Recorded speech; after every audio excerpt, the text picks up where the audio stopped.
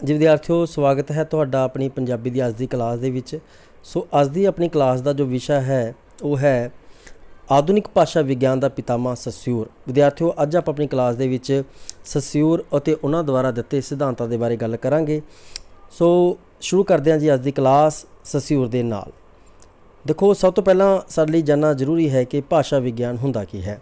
देखो, जिहड़ी भाषा है, भाषा ही भाषा विज्ञान का आधार है। पहली गल, जिहड़ी भाषा है वो ही भाषा विज्ञान का आधार है अते ये भाषा ही भाषा विज्ञान नूं समग्री दिंदी है। भाषा ही भाषा विज्ञान की समग्री है। सो इस भाषा समग्री का अध्ययन, उसका विश्लेषण, उसका वर्णन करना ही भाषा विज्ञान का उद्देश है। ਜਦੋਂ ਅਸੀਂ ਇਸ ਨੂੰ ਵਿਗਿਆਨਕ ਢੰਗ ਦੇ ਵਿਗਿਆਨ ਦੇ ਨਜ਼ਰੀਏ ਨਾਲ ਦੇਖਦੇ ਹਾਂ ਤਾਂ ਵਿਦਿਆਰਥੀਓ ਉਹ ਫਿਰ ਭਾਸ਼ਾ ਵਿਗਿਆਨ ਬਣ ਜਾਂਦਾ ਹੈ। ਸੋ ਅਸੀਂ ਅੱਜ ਭਾਸ਼ਾ ਵਿਗਿਆਨ ਦੇ ਬਾਰੇ ਹੀ ਗੱਲ ਕਰਾਂਗੇ ਜੀ। ਭਾਸ਼ਾ ਵਿਗਿਆਨ ਦੇ ਬਾਰੇ ਜਸਟ ਬਰੀਫਲੀ ਗੱਲਾਂ ਕਰਨ ਤੋਂ ਬਾਅਦ, ਜਿਸ ਨੂੰ ਕਿ ਵਿਦਿਆਰਥੀਓ ਸਮੇਂ-ਸਮੇਂ ਉੱਤੇ ਬੜੇ ਹੀ ਅਲੱਗ-ਅਲੱਗ ਨਾਮ ਦੇ ਨਾਲ, ਚਾਹੇ ਇਸ ਨੂੰ ਆਪਾਂ ਕਿਸੇ ਸਮੇਂ ਵਿਆਕਰਨ ਦੇ ਨਾਮ ਨਾਲ ਜਾਣਿਆ ਕਰਦੇ ਸੀਗੇ, तुलनात्मक व्याकरण के नाम नाल, उस तो बाद कंपैरेटिव फिलालोजी के नाम नाल आपां जाणिया, ग्लोस्टोलॉजी के नाम आपां इसनूं जाणिया जी। उस तो बाद फिलालोजी है बेशक, उस तो बाद बेशक लिंग्विस्टिक शब्द है, अलग अलग शब्द इहदे लई प्रचलित रहे हैं। सो आपां जिस बारे गल करनी है, आपां भाषा विज्ञान शब्द बारे गल करनी है। भाषा विज्ञान भाषा के अध्ययन का एक विज्ञानक ढंग है। जदों आपां भाषा का अध्ययन एक विज्ञानक ढंग नाल करदे हां, क्योंकि उस नूं ही विद्यार्थियों भाषा विज्ञान कहा जाता है। दो शब्दों के मेल तो बना है भाषा ते विज्ञान। भाषा का विज्ञानक अध्ययन भाषा विज्ञान अखवाउंदा है। जदों असीं भाषा के स्वरूप, उहदे गठन, उहदी प्रकृति, उहदी संरचना, उहदी संयोगता, योगता आदि बारे विज्ञानक ढंग नाल विद्यार्थियों आपां उसका अध्ययन करते हाँ, वह भाषा विज्ञान बन जाता है। सो अगे आपां अगले टॉपिक वाल चलते हाँ जी। तो विद्यार्थियों, साडा अज दा जो मुख्य टॉपिक है वो है सस्यूर। सस्यूर के बारे आपां ते उन्हां दे दिते हुए सिद्धांतों के बारे ब्रीफली गल करनी है। फरदीना दा सस्यूर विद्यार्थियों, जिसनों कि आधुनिक भाषा विज्ञान का आपां पितामह के नाम के तौर के उत्ते जानते हाँ। अते उन्हां दा विद्यार्थियों जो जीवन काल है वो 1857 तो लैके 1913 तक का उन्हां दा जीवन काल बनता है। अते उन्हां दे जेकर जीवन की गल करिए तो 1857 दे विच जनेवा दे विच विद्यार्थी उन्हां दा जन्म होया सीगा जी। अते हजे छोटी उम्र दे ही सी जदों भाषा शास्त्र के विद्वान अडोल्फ पिक्टे का उन्हां ते बड़ा प्रभाव पिया। अते केवल 15 साल की उम्र तक ही उन्होंने French, German, English, Latin, Greek भाषावां का उन्होंने अध्ययन कर लिया। अते उस तो बाद विच जनेवा यूनीवर्सिटी दे विच ही पहला वो कैमिकल अते फिजिक्स अते नाल विद्यार्थियों लैटिन अते ग्रीक भाषा के नाल संबंधित कोर्स भी करते रहते हैं। अते इस तरह करके बड़ी छोटी उम्र दे विच ही बेशक उन्होंने एक खोज पत्र भी जो है फ्रेंच भाषा के विच प्रकाशित करना शुरू कर दिता सीगा जी। जेकर आप विद्यार्थियों गल करके देखिए, बेशक सस्यूर ने जीवन के विच बहुत ज़्यादा कुछ नहीं लिखा, पर जेकर आप उन्हां दी प्रसिद्ध पुस्तक की गल करिए जिसनों कि आपां कोर्स इन जनरल लिंग्विस्टिक के नाम नाल जानते हाँ, जिसनों कि उन्होंने 1915 ईस्वी दे विच फ्रेंच भाषा विच लिखिया अते बाद विच विद्यार्थियों उस नूं बास्किन द्वारा अंग्रेजी विच 1959 दे विच अनुवाद करवा दिता गया सीगा जी। सो आपां अज दी इस क्लास दे विच जो गल करांगे वो उन्हां द्वारा दिते प्रमुख सिद्धांतां दी, जिन्हां दे विचों विद्यार्थियों चिन्ह, चिन्हक अते चिन्हत की गल करांगे। अगले वीडियो दे विच आपां लाग ते पैरोल की गल करांगे, कड़ीदार लड़ीदार की गल करांगे, इकालिक ते कालक्रमिक पहुँच तक की गल करांगे। सो विद्यार्थियों, बिना देरी आपां शुरू करते हैं जी अज दी क्लास।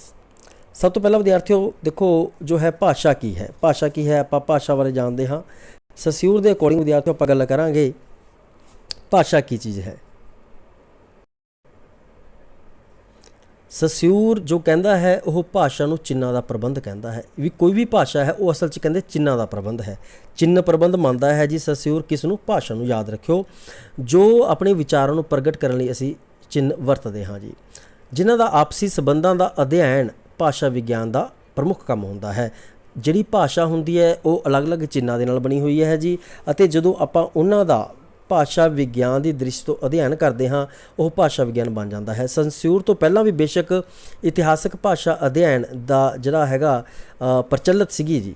इतिहासक भाषा का अध्ययन प्रचलित सीगा, जिहदे अनुसार विद्यार्थियों ਜਿਹੜੀ ਸ਼ਬਦਾਂ ਨੂੰ ਹੀ ਭਾਸ਼ਾ ਮੰਨ ਲਿਆ ਗਿਆ ਸੀ ਵੀ ਜਿਹੜੀ ਆਪਾਂ ਸ਼ਬਦ ਵਰਤਦੇ ਹਾਂ ਉਹ ਹੀ ਭਾਸ਼ਾ ਹੈ। ਪਰ ਸਸਿਊਰ ਨੇ ਇਸ ਵਸਤੂਵਾਦ ਦਾ ਪੂਰੀ ਤਰ੍ਹਾਂ ਖੰਡਨ ਕੀਤਾ ਜੀ, ਅਤੇ ਉਹਨਾਂ ਨੇ ਕੀ ਕਨਸੈਪਟ ਦਿੱਤਾ। ਉਹਨਾਂ ਨੇ ਕਿਹਾ ਕਿ ਜਿਹੜੀ ਭਾਸ਼ਾ ਹੈ ਇਹ ਖੁਦ ਆਪਣੇ ਆਪ ਦੇ ਵਿੱਚ ਵਸਤੂ ਨਹੀਂ ਹੈ, ਸਗੋਂ ਇਹ ਤਾਂ ਚਿੰਨ੍ਹਾਂ ਦਾ ਪ੍ਰਬੰਧ ਹੈ। ਮੈਂ ਜਸਟ ਇੱਕ ਛੋਟੀ ਜਿਹੀ ਐਗਜ਼ਾਮਪਲ ਨਾਲ ਤੁਹਾਨੂੰ ਦੱਸਦਾ, ਤੁਹਾਨੂੰ ਪਤਾ ਲੱਗ ਜਾਊਗਾ। ਵਿਦਿਆਰਥੀਓ, ਤੁਹਾਡੇ ਹੱਥ ਵਿੱਚ ਇੱਕ ਪੈਨ ਫੜਿਆ ਹੋਇਆ ਹੈ, ਉਹ ਇੱਕ ਵਸਤੂ ਹੈ, ਉਸ ਨੂੰ ਆਪਾਂ ਪੈਨ ਦੇ ਨਾਮ ਨਾਲ ਜਾਣਦੇ ਹਾਂ। ਪਰ ਉਹ ਜਿਹੜਾ ਪੈਨ ਹੈ ਨਾ, ਉਹ ਆਪਣੇ ਆਪ ਦੇ ਵਿੱਚ ਪੈਨ ਨਹੀਂ ਹੈਗਾ, ਸਗੋਂ ਵਿਦਿਆਰਥੀਓ ਇਹ ਉਸਦਾ ਕੀ ਹੈ ਜੀ, ਇੱਕ ਨਾਮ ਹੈ, ਇਹ ਉਹਦਾ ਇੱਕ ਚਿੰਨ੍ਹ ਹੈ ਪੈਨ, ਠੀਕ ਹੈ। ਅਤੇ ਉਹ ਗੱਲ ਕਰਦਾ ਹੈ ਕਿ ਭਾਸ਼ਾ ਨੂੰ ਚਿੰਨ੍ਹਾਂ ਦਾ ਪ੍ਰਬੰਧ ਉਹਨਾਂ ਨੇ ਕਿਹਾ, ਅਤੇ ਭਾਸ਼ਾ ਦੀ ਚਿੰਨ੍ਹਵਾਦੀ ਪ੍ਰਕਿਰਤੀ ਅਤੇ ਚਿੰਨ੍ਹ ਪ੍ਰਣਾਲੀ ਉੱਤੇ ਉਹਨਾਂ ਨੇ ਜ਼ਿਆਦਾ ਜ਼ੋਰ ਦਿੱਤਾ। ਸੋ ਵਿਦਿਆਰਥੀਓ, ਤੁਸੀਂ ਸਮਝ ਗਏ ਜੀ, ਸਸਿਊਰ ਦੇ ਅਕੋਰਡਿੰਗ ਭਾਸ਼ਾ ਕੀ ਹੈ, ਚਿੰਨ੍ਹਾਂ ਦਾ ਪ੍ਰਬੰਧ ਹੈ। ਸ਼ਬਦ ਆਪਣੇ ਆਪ ਵਿੱਚ ਭਾਸ਼ਾ ਨਹੀਂ ਹੁੰਦੇ ਹੈਗੇ, ਸਗੋਂ ਵਿਦਿਆਰਥੀਓ ਅਲੱਗ-ਅਲੱਗ ਚਿੰਨ੍ਹ ਮਿਲ ਕੇ ਇੱਕ ਭਾਸ਼ਾ ਨੂੰ ਬਣਾਉਂਦੇ ਹਨ। ਭਾਸ਼ਾ ਦੀ ਵਸਤੂਵਾਦੀ ਹੋਣ ਦਾ ਉਹ ਪੂਰੀ ਤਰ੍ਹਾਂ ਖੰਡਨ ਕਰਦਾ ਹੈ। ਉਹ ਕਹਿੰਦੇ ਵੀ ਜਿਹੜੇ ਆਪਾਂ ਭਾਸ਼ਾ ਲਈ ਸ਼ਬਦ ਵਰਤ ਰਹੇ ਹਾਂ, ਉਹ ਜਿਹੜੇ ਹੈਗੇ ਨੇ ਉਹ ਕੇਵਲ ਉਹਨਾਂ ਨੂੰ ਪ੍ਰਗਟ ਕਰਨ ਦੇ ਚਿੰਨ੍ਹ ਹਨ, ਉਹ ਆਪਣੇ ਆਪ ਦੇ ਵਿੱਚ ਵਸਤੂ ਨਹੀਂ ਹੈਗੇ, ਸਗੋਂ ਉਸ ਨੂੰ ਪ੍ਰਗਟ ਕਰਨ ਦੇ ਚਿੰਨ੍ਹ ਹਨ। ਸੋ ਅੱਗੇ ਵਿਦਿਆਰਥੀਓ, ਆਪਣਾ ਅੱਜ ਦਾ ਜੋ ਟੌਪਿਕ ਆਪਾਂ ਉਹਦੇ ਬਾਰੇ ਗੱਲ ਕਰਦੇ ਹਾਂ, ਜਿਸ ਨੂੰ ਆਪਾਂ ਵਿਦਿਆਰਥੀਓ ਚਿੰਨ੍ਹ, ਚਿਹਨਕ ਅਤੇ ਚਿਹਨਤ ਦੇ ਨਾਮ ਨਾਲ ਜਾਣਦੇ ਹਾਂ। ਮੈਂ ਥੋੜ੍ਹਾ ਜਿਹਾ ਜਲਦੀ ਵਿੱਚ ਐਕਸਪਲੇਨ ਕਰੂੰਗਾ ਤਾਂ ਜੋ ਵੀਡੀਓ ਜ਼ਿਆਦਾ ਲੈਂਥੀ ਨਾ ਬਣ ਸਕੇ, ਲੰਬੀ ਨਾ ਬਣ ਸਕੇ। ਵਿਦਿਆਰਥੀਓ ਦੇਖੋ, ਜਿਹੜੇ ਚਿੰਨ੍ਹ ਹੁੰਦੇ ਹਨ, ਸਸਿਊਰ ਨੇ ਚਿੰਨ੍ਹਾਂ ਦੀ ਗੱਲ ਕੀਤੀ ਹੈ ਜੀ, ਠੀਕ ਹੈ। ਸੋ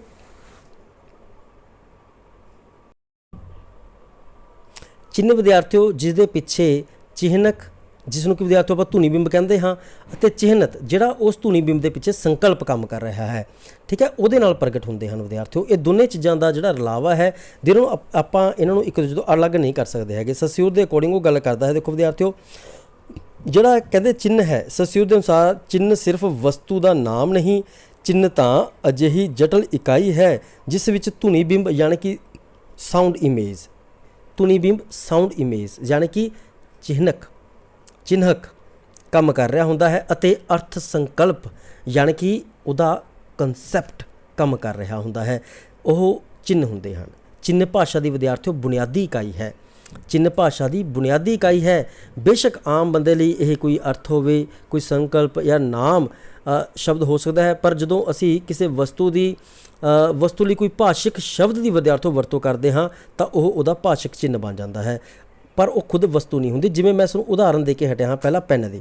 ਜਿਹੜਾ ਪੈਨ ਹੈ ਨਾ ਵਿਦਿਆਰਥੀਓ, ਉਹਦਾ ਇੱਕ ਭਾਸ਼ਿਕ ਨਾਮ ਹੈ, ਭਾਸ਼ਿਕ ਚਿੰਨ੍ਹ ਹੈ। ਪੈਨ ਸ਼ਬਦ ਉਹਦਾ ਇੱਕ ਭਾਸ਼ਿਕ ਚਿੰਨ੍ਹ ਹੈ, ਉਹ ਆਪਣੇ ਆਪ ਦੇ ਵਿੱਚ ਪੈਨ ਨਹੀਂ ਹੈਗਾ। ਵਿਦਿਆਰਥੀਓ ਜੋ ਕਿਸੇ ਨੇ ਉਸ ਨੂੰ ਬਣਾਇਆ, ਉਹਦੇ ਲਈ ਇੱਕ ਨਾਮ, ਇੱਕ ਚਿੰਨ੍ਹ ਰੱਖ ਦਿੱਤਾ ਕਿ ਭਾਈ ਇਹ ਪੈਨ ਹੈ, ਠੀਕ ਹੈ ਨਾ, ਉਹਦਾ ਆਪਣਾ ਨਾਮ ਰੱਖ ਦਿੱਤਾ ਉਹਨਾਂ ਨੇ। ਸੋ ਵਿਦਿਆਰਥੀਓ ਇਸ ਤਰ੍ਹਾਂ ਚਿੰਨ੍ਹ ਦੇ ਪਿੱਛੇ ਦੋ ਚੀਜ਼ਾਂ ਕੰਮ ਕਰਦੀਆਂ ਨੇ, ਚਿਹਨਕ ਅਤੇ ਚਿਹਨਤ। ਜਿਹੜਾ ਇੱਕ ਧੁਨੀ ਬਿੰਬ ਹੈ, ਸਾਊਂਡ ਇਮੇਜ ਹੈ ਵਿਦਿਆਰਥੀਓ, ਜੋ ਆਪਾਂ ਜਿਸ ਨਾਮ ਨਾਲ ਉਸ ਨੂੰ ਪੁਕਾਰਦੇ ਹਾਂ, ਅਤੇ ਜਿਹੜਾ ਉਹਦੇ ਪਿੱਛੇ ਵਿਦਿਆਰਥੀਓ ਇੱਕ ਸੰਕਲਪ ਕੰਮ ਕਰ ਰਿਹਾ ਹੈ। ਆਪਾਂ ਇਸ ਨੂੰ ਇੱਕ ਉਦਾਹਰਨ ਨਾਲ ਸਮਝਦੇ ਹਾਂ, ਤੁਹਾਨੂੰ ਜਲਦੀ ਸਮਝ ਲੱਗ ਜਾਊਗਾ ਵਿਦਿਆਰਥੀਓ। ਦੇਖੋ ਉਰੇ ਮੈਂ ਇੱਕ ਚਿੱਤਰ ਤੁਹਾਨੂੰ ਨਜ਼ਰ ਆ ਰਿਹਾ ਹੈ। ਇੱਕ ਪਾਸੇ ਵਿਦਿਆਰਥੀਓ ਧੁਨੀ ਬਿੰਬ ਹੈ ਯਾਨੀ ਕਿ ਚਿਹਨਕ ਹੈ। ਚਿਹਨਕ ਦੇ ਵਿੱਚ ਵਿਦਿਆਰਥੀਓ ਆਪਾਂ ਨੂੰ ਪਤਾ ਹੈ ਕਿ ਇਹਨੂੰ ਭਾਈ ਅਸੀਂ ਲਾਲ ਬੱਤੀ ਕਹਿਣਾ ਹੈ, ਲਾਲ ਬੱਤੀ ਹੈ ਇਹ, ਠੀਕ ਹੈ, ਰੈੱਡ ਲਾਈਟ ਹੈ ਇਹ। ਤਾਂ ਵਿਦਿਆਰਥੀਓ ਇਹ ਤਾਂ ਦੇਖੋ ਇਹਦਾ ਧੁਨੀ ਬਿੰਬ ਹੋ ਗਿਆ, ਸਾਨੂੰ ਨਜ਼ਰ ਆ ਰਿਹਾ ਹੈ, ਸਾਰਿਆਂ ਨੂੰ ਨਜ਼ਰ ਆ ਰਿਹਾ ਹੈ ਜੀ, ਇਹ ਬਿਲਕੁਲ ਜੀ ਨਜ਼ਰ ਆ ਰਿਹਾ ਹੈ। ਪਰ ਇਹਦੇ ਪਿੱਛੇ ਵਿਦਿਆਰਥੀਓ ਇੱਕ ਸੰਕਲਪ ਕੰਮ ਕਰ ਰਿਹਾ ਹੈ, ਇੱਕ ਅਰਥ ਕੰਮ ਕਰ ਰਿਹਾ ਹੈ। ਉਹ ਕੀ ਹੈ ਵਿਦਿਆਰਥੀਓ? ਉਹ ਇਹ ਅਰਥ ਹੈ ਭਾਈ ਕਿ ਜਦੋਂ ਇਹ ਲਾਲ ਬੱਤੀ ਨੇ ਔਨ ਹੋਣਾ ਹੈ ਤਾਂ ਇਹਦਾ ਪਿੱਛੇ ਸੰਕਲਪ ਕੰਮ ਹੈ ਕਿ ਅਸੀਂ ਨੇ ਵੀ ਰੁਕ ਜਾਣਾ ਹੈ। ਇਹਦਾ ਮਤਲਬ ਵਿਦਿਆਰਥੀਓ ਅੱਗੇ ਖਤਰਾ ਹੈ। ਯਾਨੀ ਕਿ ਦੇਖੋ ਦੋਨੇ ਚੀਜ਼ਾਂ ਇੱਕ ਦੂਜੇ ਨਾਲ ਨੇ। ਸਸਿਊਰ ਆਪ ਵਿਦਿਆਰਥੀਓ ਇੱਕ ਉਦਾਹਰਨ ਦੇ ਕੇ ਦੱਸਦਾ ਹੈ ਕਿ ਜਿਸ ਤਰ੍ਹਾਂ ਇੱਕ ਕਾਗਜ਼ ਦਾ ਪੰਨਾ ਹੁੰਦਾ ਹੈ, ਕਾਗਜ਼ ਦਾ ਇੱਕ ਵਰਕਾ ਹੁੰਦਾ ਹੈ, ਇੱਕ ਪੇਜ ਹੁੰਦਾ ਹੈ, ਉਹਦੇ ਦੋ ਪਾਸੇ ਹੁੰਦੇ ਹਨ। ਜੇਕਰ ਅਸੀਂ ਵਿਦਿਆਰਥੀਓ ਚਾਹੀਏ ਵੀ ਤਾਂ ਅਸੀਂ ਉਹਨਾਂ ਦੋਨਾਂ ਪਾਸਿਆਂ ਨੂੰ ਇੱਕ ਦੂਜੇ ਤੋਂ ਅਲੱਗ ਨਹੀਂ ਕਰ ਸਕਦੇ। ਇਸੇ ਤਰ੍ਹਾਂ ਵਿਦਿਆਰਥੀਓ ਜਦੋਂ ਆਪਾਂ ਕਿਸੇ ਵੀ ਚਿੰਨ੍ਹ ਦੀ ਗੱਲ ਕਰਦੇ ਹਾਂ, ਦੇਖੋ ਚਾਹੇ ਤੁਸੀਂ ਸ਼ੇਰ ਦੀ ਗੱਲ ਕਰ ਲਓ, ਸ਼ੇਰ ਹੈ ਜੀ ਇੱਕ, ਹੁਣ ਸ਼ੇਰ ਕੀ ਹੈ ਜੀ? ਇੱਕ ਚਿੰਨ੍ਹ ਹੈ, ਠੀਕ ਹੈ, ਇੱਕ ਸ਼ਬਦ ਹੈ ਸ਼ੇਰ, ਚਿੰਨ੍ਹ ਹੈ ਉਹਦੀ, ਇੱਕ ਚਿਹਨਕ ਹੈ ਵਿਦਿਆਰਥੀਓ ਉਹ ਇੱਕ। ਪਰ ਉਹਦੇ ਪਿੱਛੇ ਦੇਖੋ ਇੱਕ ਸੰਕਲਪ ਵੀ ਕੰਮ ਕਰਦਾ ਵਿਦਿਆਰਥੀਓ ਕਿ ਉਹ ਇੱਕ ਜਾਨਵਰ ਹੈ, ਇੱਕ ਖਤਰਨਾਕ ਜਾਨਵਰ ਹੈ ਜਿਹੜਾ ਜੰਗਲਾਂ ਦੇ ਵਿੱਚ ਰਹਿੰਦਾ, ਜਿਹੜਾ ਆਮ ਸਮਾਜ 'ਚ ਨਹੀਂ ਰਹਿੰਦਾ ਹੈਗਾ, ਜਿਹੜਾ ਸਾਡੇ ਵਾਸਤੇ ਖਤਰਾ ਬਣ ਸਕਦਾ। ਇਹ ਉਹਦੇ ਵਿੱਚ ਸੰਕਲਪ ਵੀ ਤਾਂ ਕੰਮ ਕਰਦਾ ਨਾ ਇੱਕ, ਦੇਖੋ ਹੈ ਨਾ। ਸੋ ਵਿਦਿਆਰਥੀਓ ਇਸੇ ਤਰ੍ਹਾਂ ਹੀ ਇਹ ਜਿਹੜਾ ਚਿੰਨ੍ਹ ਪ੍ਰਬੰਧ ਹੈ, ਸਸਿਊਰ ਨੇ ਇਹ ਗੱਲ ਕੀਤੀ ਹੈ ਭਾਈ ਇਹਦੇ ਵਿੱਚ ਚਿਹਨਕ ਅਤੇ ਚਿਹਨਤ, ਧੁਨੀ ਬਿੰਬ ਅਤੇ ਕਨਸੈਪਟ ਉਹਦਾ ਸੰਕਲਪ ਕੰਮ ਕਰਦੇ ਹਨ। ਸੋ ਅੱਗੇ ਵਿਦਿਆਰਥੀਓ ਆਪਾਂ ਇੱਕ ਦੋ ਹੋਰ ਉਦਾਹਰਨਾਂ ਦੇ ਕੇ ਚੱਲਦੇ ਹਾਂ। ਦੇਖੋ ਉਰੇ ਨਾ ਇੱਕ ਚਿਹਨਕ ਦੀ ਉਦਾਹਰਨ ਮੈਂ ਤੁਹਾਨੂੰ ਹੋਰ ਦੇ ਰਿਹਾ ਹਾਂ। ਜਿਵੇਂ ਵਿਦਿਆਰਥੀਓ ਦੇਖੋ ਜਿਹੜਾ ਧੁਨੀ ਬਿੰਬ ਹੈ ਘਰ, ਹੁਣ ਧੁਨੀ ਬਿੰਬ ਹੈ ਘਰ, ਤੁਹਾਨੂੰ ਨਜ਼ਰ ਆ ਰਿਹਾ ਘਰ ਹੈ ਜੀ ਇਹ, ਪਰ ਇਹਦੇ ਪਿੱਛੇ ਵਿਦਿਆਰਥੀਓ ਇੱਕ ਜਦੋਂ ਮੈਂ ਗੱਲ ਕਰਦਾ ਘਰ ਤਾਂ ਤੁਹਾਡੇ ਦਿਮਾਗ ਦੇ ਵਿੱਚ ਇੱਕ ਅਜਿਹੀ ਥਾਂ ਦਾ ਦ੍ਰਿਸ਼ ਆਉਂਦਾ ਹੋਵੇਗਾ ਤੁਹਾਡੇ ਮਨੋਵਿਗਿਆਨ ਦੇ ਵਿੱਚ, ਤੁਹਾਡੇ ਮਨ ਦੇ ਵਿੱਚ ਇੱਕ ਅਜਿਹਾ ਦ੍ਰਿਸ਼ ਆਉਂਦਾ ਹੋਵੇਗਾ ਜਿਹੜੀ ਇੱਕ ਰਹਿਣ ਦੀ ਜਗ੍ਹਾ ਨੂੰ ਕਿਹਾ ਜਾਂਦਾ ਹੈ। ਤੁਹਾਨੂੰ ਪਤਾ ਹੈ ਤੁਹਾਡੇ ਜਦੋਂ ਮੈਂ ਘਰ ਦੀ ਗੱਲ ਕੀਤੀ ਤਾਂ ਤੁਹਾਡੇ ਦਿਮਾਗ ਦੇ ਵਿੱਚ ਇੱਕ ਘਰ ਹੀ ਆਇਆ, ਤੁਹਾਡੇ ਦਿਮਾਗ 'ਚ ਵਿਦਿਆਰਥੀਓ ਜੰਗਲ ਜਾਂ ਪਹਾੜ ਨਹੀਂ ਆਏ ਹੈਗੇ। ਸੋ ਇਹੀ ਚੀਜ਼ ਹੈ ਵਿਦਿਆਰਥੀਓ, ਯਾਨੀ ਕਿ ਘਰ ਇੱਕ ਚਿੰਨ੍ਹ ਹੈ, ਇੱਕ ਚਿਹਨਕ ਹੈ, ਉਹਦੇ ਪਿੱਛੇ ਇੱਕ ਚਿਹਨਤ ਕੰਮ ਕਰ ਰਿਹਾ ਹੈ, ਯਾਨੀ ਕਿ ਇੱਕ ਸੰਕਲਪ ਕੰਮ ਕਰ ਰਿਹਾ ਹੈ ਵਿਦਿਆਰਥੀਓ। ਅਗਲੀ ਉਦਾਹਰਨ ਦੇਖੋ ਕੀ ਹੈ, ਸਾਡੇ ਕੋਲ ਗਾਂ ਹੈ। ਸਪੋਜ਼ ਕਰੋ ਵਿਦਿਆਰਥੀਓ ਇੱਕ ਚਿਹਨਕ ਗਾਂ ਹੈ, ਧੁਨੀ ਬਿੰਬ ਕੀ ਹੈ ਵਿਦਿਆਰਥੀਓ, ਗਾਂ ਹੈ। ਹੁਣ ਗਾਂ ਹੈ, ਦੇਖੋ ਮੈंने ਗਾਂ ਦੀ ਗੱਲ ਕੀਤੀ ਤਾਂ ਤੁਹਾਡੇ ਸਾਹਮਣੇ ਉਹਦਾ ਇੱਕ ਸੰਕਲਪ ਬਣ ਕੇ ਪੇਸ਼ ਹੋ ਗਿਆ।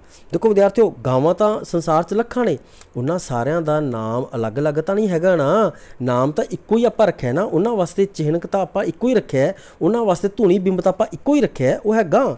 ਪਰ ਵਿਦਿਆਰਥੀਓ ਉਹਦੇ ਪਿੱਛੇ ਜੋ ਸੰਕਲਪ ਕੰਮ ਕਰ ਰਿਹਾ ਹੈ ਉਹ ਸਾਨੂੰ ਸਾਰਿਆਂ ਨੂੰ ਪਤਾ ਹੈ ਕਿ ਭਾਈ ਗਾਂ ਇੱਕ ਅਜਿਹਾ ਜਾਨਵਰ ਜਿਹਦਾ ਚਾਰ ਲੱਤਾਂ ਨੇ, ਇੱਕ ਪੂੰਛ ਹੈ, ਦੁੱਧ ਦੇਣ ਵਾਲਾ ਵਿਦਿਆਰਥੀਓ ਜਾਨਵਰ ਹੈ, ਇਹ ਇਹਦੇ ਪਿੱਛੇ ਚਿਹਨਤ ਕੰਮ ਕਰ ਰਿਹਾ ਹੈ। ਕਲੀਅਰ ਹੈ ਜੀ ਮੇਰੀ ਗੱਲ? ਮੈਨੂੰ ਉਮੀਦ ਹੈ ਤੁਹਾਨੂੰ ਸਮਝ ਲੱਗ ਰਿਹਾ ਹੋਣਾ ਵਿਦਿਆਰਥੀਓ। ਮੈਂ ਬੜੀ ਐਗਜ਼ਾਮਪਲ ਇੱਕ ਪ੍ਰੈਜੈਂਟੇਸ਼ਨ ਨਾਲ ਤੁਹਾਨੂੰ ਸਮਝਾਉਣ ਦੀ ਕੋਸ਼ਿਸ਼ ਕੀਤੀ ਹੈ ਵਿਦਿਆਰਥੀਓ, ਕਿਉਂਕਿ ਵਿਦਿਆਰਥੀਆਂ ਨੂੰ ਇਹਦੇ ਵਿੱਚ ਕਾਫੀ ਵਾਰ ਕੁਝ ਡਾਊਟਸ ਹੋ ਜਾਂਦੇ ਨੇ, ਸੋ ਕਨਫਿਊਜ਼ ਵੀ ਕਰ ਦਿੰਦਾ ਜੀ ਕੁਐਸਚਨ ਇਹ। ਚਲੋ ਅੱਗੇ ਆਪਾਂ ਪੜ੍ਹਦੇ ਹਾਂ ਵਿਦਿਆਰਥੀਓ।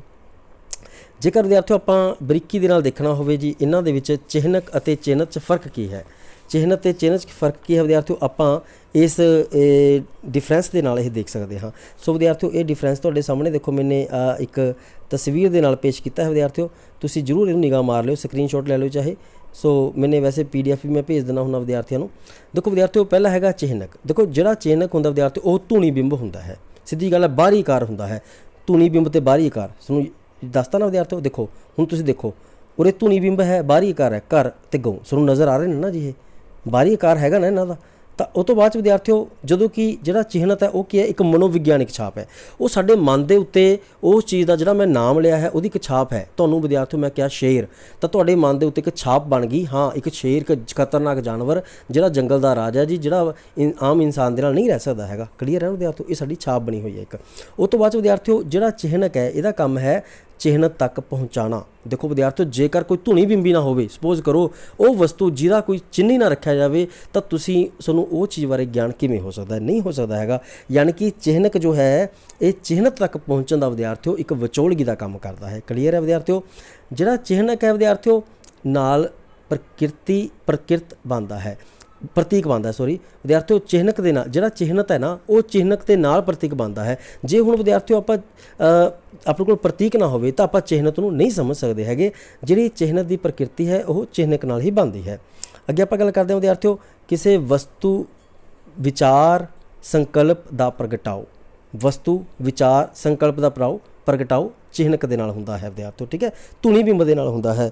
ਅਤੇ ਪਰ ਜਿਹੜਾ ਵਿਦਿਆਰਥੀਓ ਇਹ ਚਿਹਨਤ ਹੈ ਇਹ ਚਿਹਨਕ ਤੋਂ ਬਿਨਾਂ ਸੰਭਵ ਨਹੀਂ ਹੈਗਾ, ਇਹ ਨਹੀਂ ਹੋ ਸਕਦਾ, ਕਿਉਂਕਿ ਜੇਕਰ ਸਾਡੇ ਕੋਲ ਕਿਸੇ ਵਸਤੂ ਦਾ ਚਿੰਨ੍ਹ ਨਹੀਂ ਹੋਊਗਾ, ਵਿਚਾਰ ਦਾ ਚਿੰਨ੍ਹ ਨਹੀਂ ਹੋਊਗਾ, ਸੰਕਲਪ ਦਾ ਚਿੰਨ੍ਹ ਨਹੀਂ ਹੋਊਗਾ ਵਿਦਿਆਰਥੀਓ, ਅਸੀਂ ਫਿਰ ਚਿਹਨਤ ਨੂੰ ਐਕਸਪਲੇਨ ਨਹੀਂ ਕਰ ਸਕਦੇ ਹੈਗੇ। ਅੱਗੇ ਆਪਾਂ ਗੱਲ ਕਰਦੇ ਹਾਂ ਵਿਦਿਆਰਥੀਓ ਜਿਹੜਾ ਚਿਹਨਕ ਹੈ ਉਹ ਹੁੰਦਾ ਹੈ ਜੀ ਸ਼ਮੂਰਤ, ਮੀਨਸ ਨਜ਼ਰ ਆਉਣ ਵਾਲਾ ਹੈਗਾ, ਹੈ ਨਾ। ਅਤੇ ਵਿਦਿਆਰਥੀਓ ਜਦ ਕਿ ਚਿਹਨਤ, ਕਿਉਂਕਿ ਉਹਦਾ ਸੰਬੰਧ ਤਾਂ ਵਿਦਿਆਰਥੀਓ ਮਨੋਵਿਗਿਆਨ ਦੇ ਨਾਲ ਹੈ, ਸਾਡੇ ਮਨ ਦੇ ਉੱਤੇ ਛਪੇ ਇੱਕ ਬਿੰਬ ਦੇ ਨਾਲ ਹੈ, ਇੱਕ ਤਸਵੀਰ ਦੇ ਨਾਲ ਹੈ ਵਿਦਿਆਰਥੀਓ, ਇੱਕ ਛਾਪ ਦੇ ਨਾਲ ਹੈ, ਇਸ ਕਰਕੇ ਉਹ ਕੀ ਹੁੰਦਾ ਹੈ ਜੀ ਅਮੂਰਤ ਹੁੰਦਾ ਹੈ, ਨਜ਼ਰ ਨਹੀਂ ਆਉਂਦਾ ਹੈਗਾ। ਕਲੀਅਰ ਵਿਦਿਆਰਥੀਓ? ਚਿਹਨਤ ਤੋਂ ਵੱਖਰਾ ਨਹੀਂ ਹੋ ਸਕਦਾ। ਦੇਖੋ ਸਿੱਧੀ ਗੱਲ ਹੈ, ਜਿਹੜਾ ਚਿਹਨਕ ਹੈ ਨਾ ਉਹ ਚਿਹਨਤ ਤੋਂ ਵੱਖਰਾ ਨਹੀਂ ਹੋ ਸਕਦਾ। ਮੈਂ ਤੁਹਾਨੂੰ ਪਹਿਲਾਂ ਦੱਸ ਚੁੱਕਿਆ ਵਿਦਿਆਰਥੀਓ ਇੱਕ, ਠੀਕ ਹੈ, ਉਦਾਹਰਨ ਤੁਹਾਨੂੰ ਪੇਪਰ ਦੀ ਉਦਾਹਰਨ ਮੈਂ ਦੇ ਚੁੱਕਿਆ ਹਾਂ ਕਿ ਭਾਈ ਸਸਿਊਰ ਕਹਿੰਦਾ ਵੀ ਜਿਹੜੇ ਪੇਪਰ ਨੇ ਉਹਨੂੰ ਅਸੀਂ ਚਾਹੁੰਦੇ ਹੋਏ ਵੀ ਇੱਕ ਦੂਜੇ ਤੋਂ ਵੱਖ ਨਹੀਂ ਕਰ ਸਕਦੇ ਹੈਗੇ। ਇਸੇ ਤਰ੍ਹਾਂ ਵਿਦਿਆਰਥੀਓ ਜਿਹੜੇ ਚਿਹਨਕ ਅਤੇ ਚਿਹਨਤ ਨੇ ਉਹ ਵੀ ਇੱਕ ਦੂਜੇ ਤੋਂ ਵੱਖ ਨਹੀਂ ਹੋ ਸਕਦੇ। ਸੋ ਵਿਦਿਆਰਥੀਓ ਮੈंने ਇੱਕ ਐਗਜ਼ਾਮਪਲ ਦੇ ਨਾਲ ਤੁਹਾਨੂੰ ਅੱਜ ਜੋ ਫਰਦੀਨਾ ਦਾ ਸਸਿਊਰ ਹੈ ਉਹਦਾ ਜੋ ਕੰਸੈਪਟ ਹੈ ਵਿਦਿਆਰਥੀਓ, ਆਧੁਨਿਕ ਭਾਸ਼ਾ ਵਿਗਿਆਨ ਦਾ ਪਿਤਾਮਾ ਸਸਿਊਰ, ਉਸ ਨੇ ਵਿਦਿਆਰਥੀਓ ਜੋ ਚਿਹਨਕ ਅਤੇ ਚਿਹਨਤ ਦੀ ਗੱਲ ਕੀਤੀ ਹੈ ਉਸ ਨੂੰ ਮੈਂ ਇੱਕ ਐਗਜ਼ਾਮਪਲ ਦੇ ਨਾਲ ਵਿਦਿਆਰਥੀਓ ਉਦਾਹਰਨਾਂ ਦੇ ਨਾਲ ਤੁਹਾਡੇ ਨਾਲ ਸਾਂਝਾ ਕਰਨ ਦੀ ਕੋਸ਼ਿਸ਼ ਕੀਤੀ ਹੈ। ਮੈਨੂੰ ਉਮੀਦ ਹੈ ਤੁਹਾਨੂੰ ਸਮਝ ਲੱਗ ਗਿਆ ਹੋਣਾ ਵਿਦਿਆਰਥੀਓ। ਆਉਣ ਵਾਲੇ ਕਲਾਸਾਂ ਵਿੱਚ ਆਪਾਂ ਇਹਨਾਂ ਦੇ ਅਗਲੇ ਜੋ ਸਿਧਾਂਤ ਹਨ ਉਹਨਾਂ ਦੇ ਬਾਰੇ ਚਰਚਾ ਕਰਾਂਗੇ। ਤੁਹਾਡਾ ਸਭ ਦਾ ਬਹੁਤ ਧੰਨਵਾਦ। ਜੇਕਰ ਵੀਡੀਓ ਚੰਗੀ ਲੱਗੇ ਤਾਂ ਲਾਈਕ ਕਰ ਜਾਣਾ, ਜੇਕਰ ਚੰਗੀ ਨਾ ਲੱਗੇ ਤਾਂ ਡਿਸਲਾਈਕ ਕਰ ਜਾਣਾ, ਪਰ ਹਾਂ ਕਮੈਂਟ ਵਿੱਚ ਉਹਦਾ ਕਾਰਨ ਵੀ ਦੱਸ ਜਾਣਾ ਤਾਂ ਜੋ ਅਸੀਂ ਅੱਗੇ ਤੋਂ ਹੋਰ ਇੰਪਰੂਵਮੈਂਟ ਕਰ ਸਕੀਏ ਅਤੇ ਅਗਲੀ ਵਾਰ ਤੁਹਾਨੂੰ ਡਿਸਲਾਈਕ ਦਾ ਮੌਕਾ ਨਾ ਦੇ ਸਕੀਏ। ਧੰਨਵਾਦ। ਤੁਹਾਡਾ ਸਭ ਦਾ ਸਮਾਂ ਚੰਗਾ ਰਹੇ।